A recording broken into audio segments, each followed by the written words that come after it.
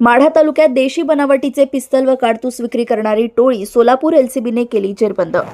सोलापूर ग्रामीण एलसीबीचे एपीआय विशाल वायकर व त्यांच्या तपास पथकाने खात्रीशीर माहिती काढली की इसम नामे विकास कैलास वजाळे राहणार अण्णाभाऊ साठे नगर परिते तालुका माढा हा त्यांच्याकडील पिस्तलवर राऊंड घेऊन एचपी पेट्रोल पंप परिते येथे विक्रीसाठी येणार आहे।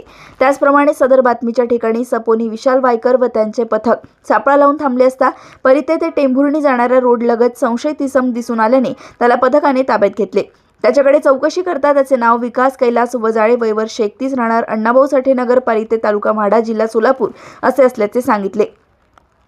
सदर इसमाची झडती घेतली असता त्याच्या कमरेला खोवलेली एक देशी बनावटी पिस्टल मॅगझिनसह एक जिवंत काडतूस त्याच्या ताब्यात मिळून आले आहे। आरोपी याच्याकडे अधिक तपास करता त्यांनी सांगितले की मी रज्जित उर्फ गोलू राहणार धुळे याच्याकडून विक्री करण्याकरिता 4 देशी बनावटीचे पिस्टल व राऊंड काही दिवसांपूर्वी आणले असल्याची माहिती समजून आली। आरोपी नामे विकास वजाळे याची घराची झडती घेतली असता घर झडतीत एक पिस्टल व 4 राऊंड मिळून आले। आरोपी विकास वजाळे याच्याकडे अधिक तपास करत असताना त्याने यापूर्वी इसम नामे अक्षय अशोक धोत्रे वय वर्ष 31 राहणार सुमित हॉटेलच्या पाठीमागे टेंभुर्णी तालुका म्हाडा याला आणखी एक देशी बनावट पिस्टल विक्री केल्याची माहिती दिली। त्यावरून सदरचे तिसरे पिस्टल देखील जप्त करण्यात आले।